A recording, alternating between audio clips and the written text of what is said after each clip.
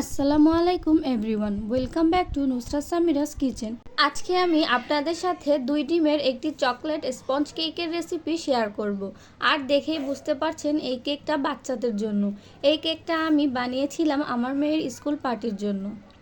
আর এই কেকটা তৈরি করা কতটা সহজ তা পুরো ভিডিওটা দেখলেই বুঝতে পারবেন। তাহলে চলুন শুরু করা যাক। প্রথমেই শুকনো উপকরণগুলো চেলে নিব। এর জন্য নিয়ে নিলাম 1/3 কাপ ময়দা।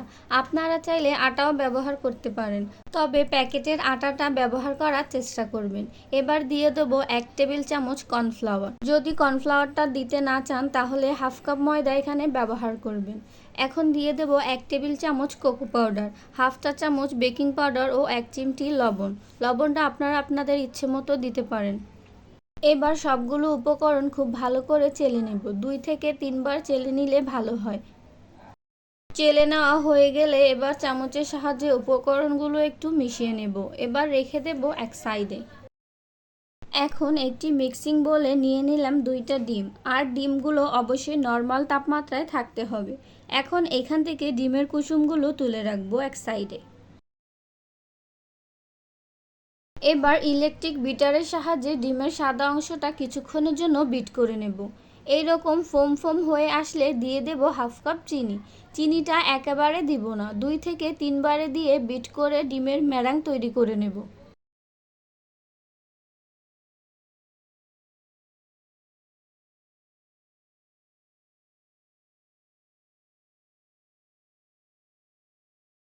এই রকম ফোমি ভাব চলে আসলে এখন এইখানে দিয়ে দেব আগে থেকে তুলে রাখা ডিমের কুসুমগুলো। তারপরে দিয়ে দেব চকলেট ইমালশন। এখানে আমি হাফ চা চামচ চকলেট ইমালশন দিয়েছি। আপনাদের কাছে যদি চকলেট ইমালশনটা না থাকে তাহলে চকলেট পেস্ট বা চকলেট এসেন্সটাও ব্যবহার করতে পারেন। এবার আরও কিছুক্ষণ বিট করে সবগুলো উপকরণ মিশিয়ে নেব। এই পর্যায়ে 2 টেবিল চামচ রান্নার রেগুলার তেল দিয়ে শেষবারের মতো বিট করে নেব।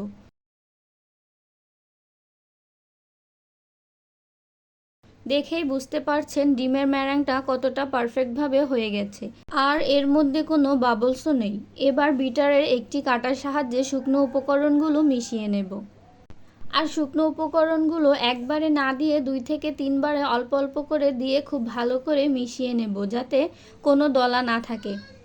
আর এই মেশানোর কাজটা অবশ্যই খুব সাবধানে আলতো হাতে করতে হবে, যাতে ডিমের ফোমটা ভেঙে না যায়।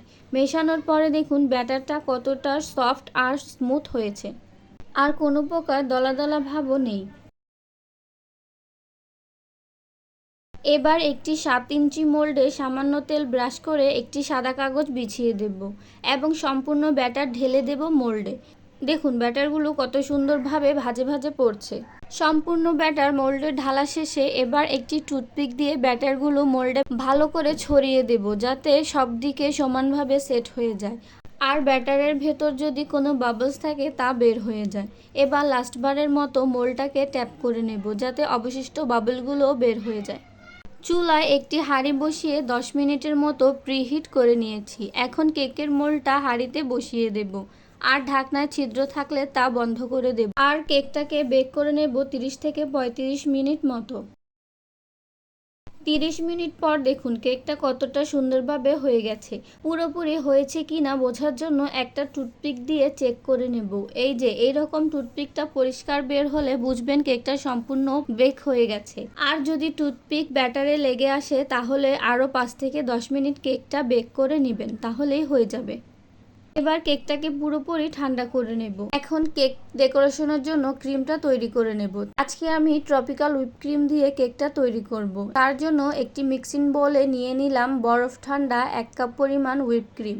আর বিট করার সময় একটু পরপর চামচ দিয়ে সাইডের ক্রিমগুলো মাঝখানে নিয়ে আসব, তারপরে আবার বিট করব। এভাবে 2 মিনিট মতো বিট করলেই ক্রিমটা তৈরি হয়ে যাবে।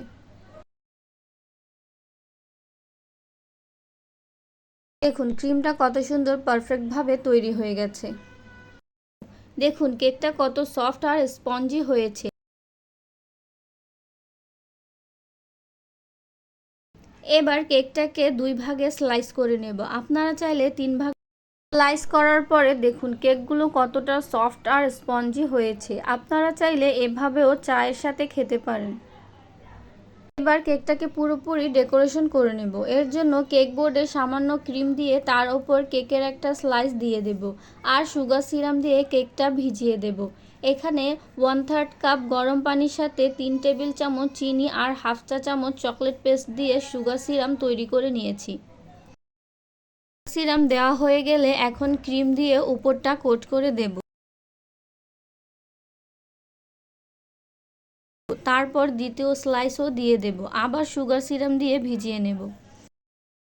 এবার উপর পাশে সব জায়গায় ক্রিম দিয়ে পুরোপুরি কেকটা কোট করে নেব। এই কাজটা করা খুবই ধৈর্যের ব্যাপার, তাই খুব ভালো করে কোট করে নিতে হবে। আজকে আমি যেহেতু ডোরিমন কেক বানাবো তাই উপরে তেমন ক্রিম দিলাম না। এখন ডোরিমনের ফেসটা বানিয়ে নেব। এই রকম একটা ঢাকনার সাহায্যে 2টা চোখ বানিয়ে নেব আর একটা নোজেল দিয়ে নাক বানাবো। এখন একটা টুথপিক দিয়ে ডোরিমনের মুখ আর অন্য সব কিছু বানিয়ে নিলাম। যেহেতু আমি আজকে প্রথমবারের মতো এই ডোরিমন কেকটা বানাচ্ছি তাই একটু এদিক ওদিক হয়ে যাচ্ছে, আপনারা কিছু মনে করবেন না। এখন চকলেট গানাশ দিয়ে ফেসটা পুরোপুরি ড্র করে নেব।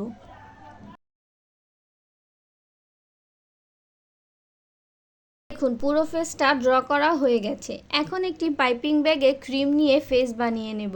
এইভাবে ট্যাপ ট্যাপ করে দিলে হয়ে যাবে। আপনারা চাইলে এই কাজটা স্টার নোজেল দিয়েও করতে পারেন, তবে আমি কোনো নোজেল ব্যবহার করব না।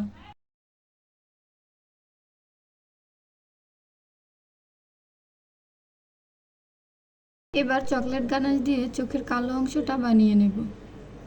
হোয়াইট কালার ক্রিম দিয়ে ফেস করা হয়ে গেলে এখন উপরের অংশটা ব্লু কালার ক্রিম দিয়ে করে নেব। একইভাবে ট্যাপ ট্যাপ করে দিয়ে নিচের বর্ডারটাও তৈরি করে নেব। এই কাজটা করতে তেমন কোনো ঝামেলাই নেই, শুধুমাত্র একটু ট্যাপ ট্যাপ করে দিলেই হয়ে যায়। এখন আমরা নাকের অংশ আর ঠোঁটের অংশগুলো লাল কালারের ক্রিম দিয়ে করে নেব। সবশেষে আবার চকলেট গানাশ দিয়ে ফেসটা এঁকে নেব যাতে দেখতে সুন্দর লাগে। ব্যাস তৈরি হয়ে গেল কিউট একটা ডোরিমন কেক। আমার ছোটবেলায় এই কার্টুনটা খুবই পছন্দের ছিল। আশা করি আজকের ভিডিওটা আপনাদের ভালো লেগেছে। ভালো লেগে থাকলে একটি লাইক করে ভিডিওটা বন্ধুদের সাথে শেয়ার করবেন এবং আরও সকল নতুন ভিডিও দেখার জন্য সাবস্ক্রাইব করে পাশে থাকবেন। ধন্যবাদ।